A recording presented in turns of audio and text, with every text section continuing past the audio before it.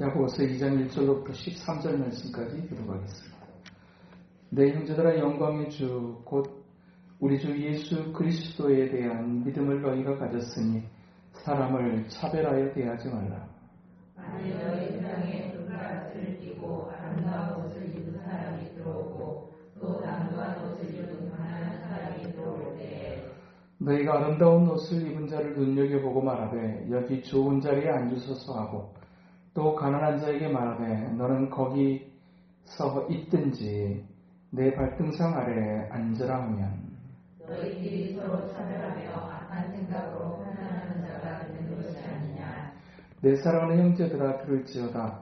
하나님이 세상에서 가난한 자를 택하사 믿음에 부유하게 하시고 또 자기를 사랑하는 자들에게 약속하신 나라를 상속으로 받게 하지 아니하셨느냐.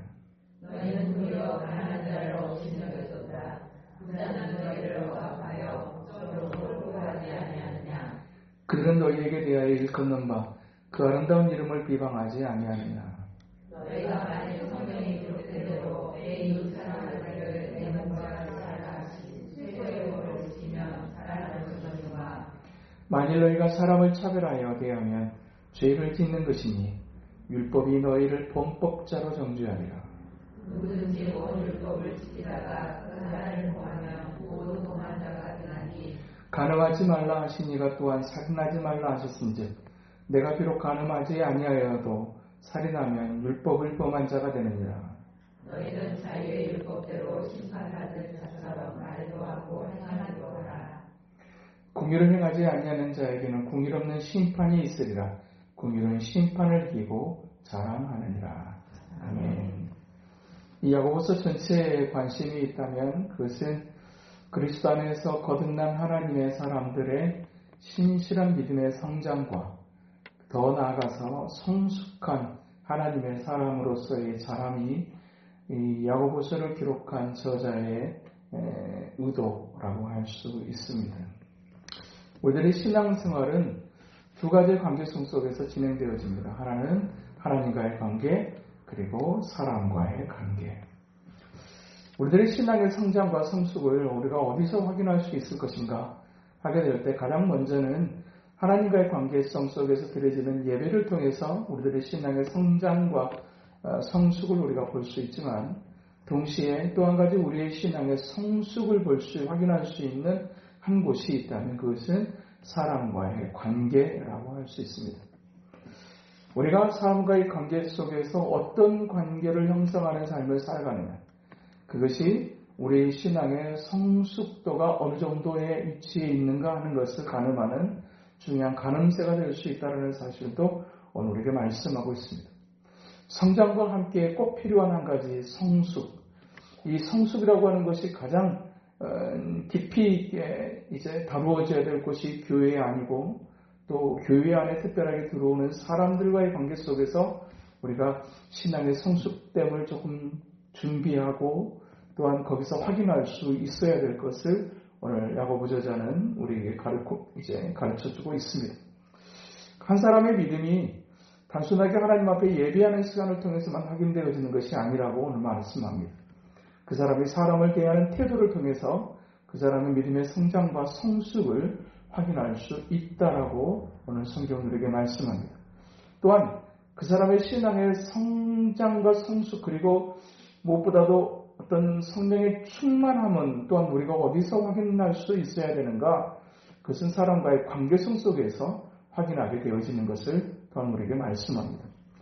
하나님과의 관계가 신앙생활의 전부인 것 같지만 하나님과의 관계뿐만 아니라 사람과의 관계도 역시 유기적 연관성을 가지고 있다. 하나님과의 관계가 좋은 사람은 사람과의 관계도 은혜롭게 또 이루어지지만 하나님과의 관계가 좋지 못한 사람들은 또한 특징에 있어서 사람과의 관계도 그렇게 이제 원활하지 않는다라는 사실을 우리가 보게 됩니다. 신실한 하나님의 사람들 옆에는 또 신실한 하나님의 사람들이 또한 함께 이제 어울리게 되고 또 그렇지 않은 사람들은 또 그렇지 않은 사람들과 또 어울리게 되어지는 유유상종적인 그 측면이 신앙의 측면에도 역시 적용될 수 있는 한 부분인 것을 오늘 우리에게 말씀합니다. 그 사람이 정말로 성숙한 하나님의 사람인가를 확인할 수 있는 한 장면으로 오늘 야고보 저자는 너희 교회에 사람이 들어왔을 때 그 사람을 대하는 태도를 통해서 그 교회의 성숙도 그리고 그 사람의 성숙을 우리가 확인할 수 있다라고 말씀합니다. 그 두 종류의 사람이 들어오게 되는데 오늘 본문에서는 두 부류의 사람이 들어오는 모습을 2절에서 기록합니다. 만일 너희 회당에 금가락지를 끼고 아름다운 옷을 입은 사람이 들어오고 또 남루한 옷을 입은 사람이 가난한 사람이 들어올 때에 그러니까 아주 부자 그냥 오늘 본문에 보니까 그것을 금가락지를 끼고 아름다운 옷을 여기서 금가락지는 그냥 반지 하나 정도 끼고 오는 사람을 얘기하는 게 아닙니다. 저도 반지는 끼었거든요. 근데 여기서 말하는 이 금가락지는 굉장히 크고 화려하고 그리고 복수명사로 쓰여져 있어서 그냥 반지 하나 정도 끼고 들어오는 정도가 아니라 그냥 여기저기 블링블링하고 그리고 또 옷을 아름다운 옷이라고 이 표현되어지는 이 본문의 또 원문을 번역해 보면 번쩍번쩍 빛나는 거. 그러니까 아주 그냥 자기가 가지고 있는 것 태를 다 내고 오는 어떤 사람. 그냥 딱 봐도 야 부자구나 알 수 있을 만한 사람. 그런 사람이 들어오고 또 아주 가난한 사람들이 입는 옷 그런 옷을 그냥 입고 허름한 모습으로 들어오게 될 때에 그 사람을 맞이하는 너희의 태도는 어떠한가? 3절을 보니 너희가 아름다운 옷을 입은 자를 눈여겨보고 말하되 여기 좋은 자리에 앉으소서 하고 또 가난한 자에게 말하되 너는 거기 서 있든지 내 발등상 아래 앉으라 하면 실질적으로 그 당시에 이 유대교 회당에는 최찬이라고 하는 특별한 자리, 특별석이라고 하는 것이 있었다고 합니다.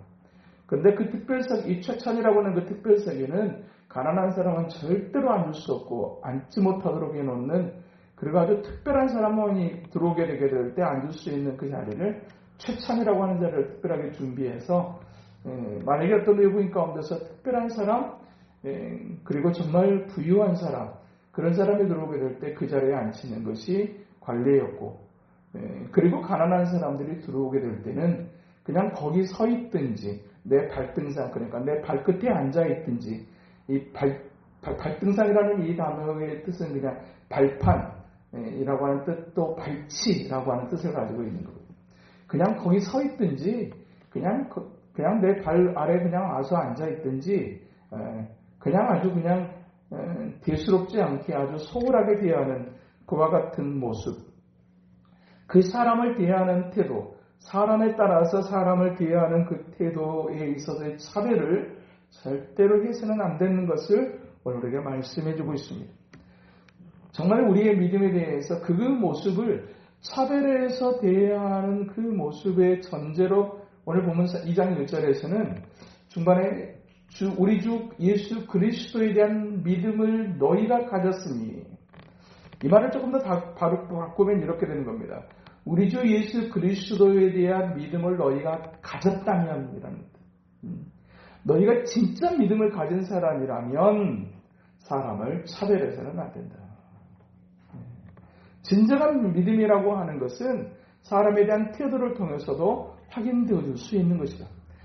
교회를 몇십 년을 다니고 무슨 직분이 뭐고 어떤 일을 하고 있고 이게 하나님께서 그 사람의 성장과 성숙을 가늠하는 가늠쇠로 이제 활용하지 않으시고 오히려 차별되어질 수 있는 어떤 그런 사람들에 대하는 태도를 통해서 그것을 내가 너희의 신앙이 진짜인지 가짜인지 그리고 너희가 정말 성숙한 신앙인지 아닌지를 내가 거기서 사람을 대하는 태도를 보고서 내가 그것으로 확인하겠다라고 말씀하고 있습니다. 하나님은 사람을 수직적으로 보지 않으십니다. 항상 주님은 사람을 보실 때 의인과 악인으로 보고 복 있는 사람과 악인으로 보고 예수님의 우편에 있는 사람과 좌편에 있는 사람 양과 염소로 그렇게 구분하십니다. 수평적 관점에서 보십니다. 그러나 사람을 평가하게 될 때 사람을 바라볼 때 항상 수직적 관점에서 바라봅니다. 그래서 상류층, 중산층, 하류층. 그냥 사람을 보게 될 때 그냥 사람 위에 사람이 있고 사람 밑에 사람이 있는 것으로 보는데 하나님의 관점은, 성경적 관점은 사람 위에 사람 없고 사람 아래에 사람 없다. 이 관점으로 보는 겁니다. 그런 어떤 사람을 대하는 태도, 그것이 굉장히 중요한 것을 말씀하시는데, 주님은 사람을 볼 때 어떤 관점에다가, 어디에다가 관점을 두시고 사람을 보시는가? 오늘 본문에서는 이제, 사람을 차별하지 말라라고 하는 표현으로 이제 오늘 본문에서는 기록하고 있는데, 또 바른 성경을 또 살펴보니까 사람을 외모로 취하지 말라라고 그렇게 번역을 했어요. 그러니까 사람의 겉모습을 보고 그 사람에 대한 태도를 결정하여서는 절대로 안 될 것을 우리에게 말씀하고 있어요. 주님께서 사람을 보시는 것은 어떤 관점에서 보시느냐? 주님은 항상 우리의 사람의 중심을 보시는 하나님이세요. 사람은 서로를 차별할 수 있지만 하나님은 그것으로 사람을 차별하지 않으십니다. 그 사람의 동기, 그 사람의 중심을 보고, 그 사람이 얼마나 많이 넣느냐 적게 넣느냐로 하나님께서 헌금의 모습을 평가하지 않으시고, 과부의 2렙돈, 그 과부의 2렙돈을 드리는 그 과부의 중심을 보시고 하나님은 이제 그 사람을 귀하게 여기시고 칭찬하시고 인정하시고, 또한 마리아의 향유컵을 깨뜨리는 그 중심을 보시고, 하나님은 항상 어떤 분이신가? 우리의 중심을 보시는 분이시다. 또한 우리 주님은 사람을 보시게 될 때 어떻게 보시는가? 현재의 모습보다 앞으로의 모습에 더 초점을 맞추시고 바라보고 계십니다. 베드로를 만났었을 때 베드로는 그냥 평범한 어부에 불과했습니다. 그냥 고기를 잡는 어부였습니다. 그러나 그 베드로를 바라보시면서 네가 장차 사람을 낚는 어부가 되게 될 것이다 라고 말씀하시고, 또한 우리가 베드로에 대해서 알듯이 베드로는 굉장히 감정적인 기질을 가지고 있는 사람이었습니다. 그런데 그런 베드로를 보시고서 주님께서 이제 베드로에게 말씀하셨던 것은 네가 장차 게바가 될 것이다. 반석 같은 사람이 될 것이라고 말씀하셨어요. 현재 베드로의 모습은 그냥 평범한 노부였고 그냥 여전히 감정적으로 이제 굉장히 기복이 심한 어떤 사람이었음에도 불구하고 주님은 그 사람의 현재 있는 모습으로 보고 그 사람을 평가하는 것이 아니라 그 사람이 앞으로 변화되어질 모습에 초점을 맞추시고 그 사람을 부르시고 또 그 사람을 통해서 일하실 것을 기대하시고 훈련하셨다는 사실을 우리가 보게 되는 것입니다. 세관에 앉아있는 마태를 보시고도 역시 그를 그냥 현재 있는 세리의 모습, 사람들이 손가락질하고 매국노라고 지칭하는 그런 세리의 모습으로 보지 않으시고 장차 내 제자가 될 것이며 그리고 네가 나의 행위를 기록하는 마태복음을 기록하는 저자가 될 것을 바라보시고 제자를 뛰어넘어서 나중에 사도로서의 역할을 감당할 세리를 바라보셨던 것처럼 남편이 5이나 있는 수가성의 여인을 그저 천한 여인으로 바라보지 않으시고 그를 만나주심으로 말미암아 그가 살고 있는 온 동네를 예수로 소개하고 예수로 변화시키는 그런 전도자의 모습으로 수가성의 여인을 바라봤던 예수님처럼 우리를 또 누군가를 바라보게 될 때 현재의 모습만이 아니라 앞으로 하나님께서 하신다면 하나님께서 하실 일들에 관한 기대를 가지고 또한 서로를 바라볼 수 있는 것, 이것이 주님께서 우리를 바라보시는 관점이었고 하나님의 사람들을 바라보시는 관점이었던 것을 우리에게 말씀하고 있는 것입니다. 우리가 사람을 바라보게 될 때 어떻게 바라봐야 될 것인가, 또한 우리에게 주시는 교훈은 은혜의 관점에서 서로를 바라볼 수 있어야 합니다. 사실 약간의 차이가 있을 수는 있습니다. 신앙의 성숙적인 측면에서 어떤 삶의 환경적인 측면에서 약간의 차이가 존재할 수 있지만 사실은 그것이 하나님 앞에서 진정한 차이가 될 수 있는가? 결코 그럴 수 없다는 사실을 우리에게 말씀하고 있습니다. 또한 고린도전서 1장 26절에도 역시 형제들아 너희를 부르심을 보라. 육체를 따라 지혜로운 자가 많지 아니하며 능한 자가 많지 아니하며 문벌 좋은 자가 많지 아니하도다. 그러나 하나님께서 세상에 미련한 것들을 택하사 지혜 있는 자들을 부끄럽게 하려 하시고 세상에 약한 것들을 택하사 강한 것들을 부끄럽게 하려 하시며 하나님께서 세상에 천한 것들과 멸시받는 것들과 없는 것들을 택하여 있는 것들을 폐하려 하시나니 이는 아무 육체로 하나님 앞에서 자랑하지 못하게 하려 합니다. 아무리 대단한 사람이라도 하나님 앞에서 고개 들 수 있는, 그리고 자기가 대단하다는 그 이유로 사람들 앞에서 뻣뻣하게 고개 들 수 있는 이유가 하나도 없다. 하나도 없다. 그리고 더더구나 이제 믿음 안에 살아가는 하나님의 사람들의 실체, 그것이 무엇인지를 잊지 말라고 말씀하십니다. 그 모습을, 우리의 모습을 미련한 자, 약한 자, 선한 것, 멸시받는 것들, 없는 것들, 이렇게 표현하고 있어요. 하나님 앞에 참 별 볼 일 없는 사람들, 그게 저와 여러분이라는 사실을 한시로 잊어서는 안 돼요. 사람이 언제 교만해지느냐? 나 제법 별 볼 일이 있어. 나 그래도 너보다 훨씬 더 똑똑해. 나 그래도 너보다 더 많은 것을 배웠고 더 많이 가졌어. 나 너보다 좀 더 나아. 라는 생각이 들게 될 때 사람이 교만해지고 그 교만은 행동으로 말로 나타나게 되어진다. 그런데 그와 같은 어떤 그런 사람들의 어떤 그런 평가에도 불구하고 정작 하나님께서 쓰셨던 사람들은 물론 지혜로운 사람도 하나님을 쓰셨던 사람들 가운데 계중에 있습니다. 또 여러 가지 이제 사람들이 보게 되는 관점에서도 저 사람 괜찮은데 대단한데 라고 생각되어 줄 수 있는 어떤 그런 사람들이 있습니다. 그러나 그런 사람들이 그것을 가지고 그대로 가지고 사용되어지는 삶을 살았느냐? 그렇지 않았습니다. 정말 사람들이 볼 때 부러울 만한 이치에 저 사람은 다 가졌네 라고 생각할 수 있는 대표적인 한 사람이 신약시대를 이끌어갔던 사도 바울이라고 할 수 있었어요.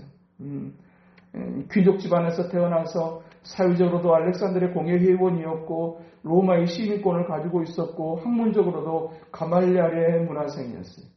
그러니까 뭐 어디 하나 뒤지는 것이 없을 정도로 외모만 좀 빼고 외모를 이제 어떤 고고학자가 이 바울의 이 외모를 얘기하게 될 때 키는 보통, 머리카락은 별로 없고, 두 다리는 좀 구부러뜨려져 있고 안짱다리고, 두 무릎은 서로 멀리 떨어져 있으며 눈은 크지만 두 눈썹은 서로 가깝고, 얼굴은 작은데 코는 크고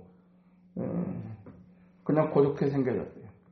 그러니까 외적인 모습으로 본다고 하게 되면 참 거시기하게 생긴 거기다가 또 보통 이렇게 담즙질의 사람이 아니어가지고 그냥 아니면 절대로 생동도 안 하는 어떤 그런 성격, 극단적 경향의 성격을 가지고 있는, 사실은 그 극단적 성격을 사실 우리가 안 좋아하지만 또 그런 극단성이 있었기 때문에 자기가 모든 것을 다 버려두고 하나님을 쫓을 수는 있었을 거예요.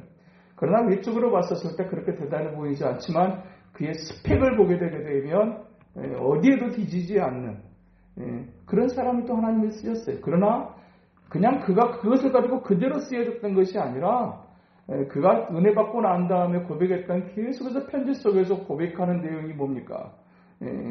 지극히 작은 자 나 바울은 그리스도의 종된 나 바울은, 그리고 그가 시간이 지나갈수록 주님 앞에 편지 속에서 고백하는 고백의 그 태도는 엄청나게 겸손하고 나중에는 그렇게 신실한 삶을 경주했음에도 불구하고 편지 속에다가 내가 죄인 중에 괴순이라 철저하게 자신을 비워내고 낮은 자세를 유지하며 그렇게 하나님 앞에 거룩한 두려움을 가지고 살았던 바울의 모습.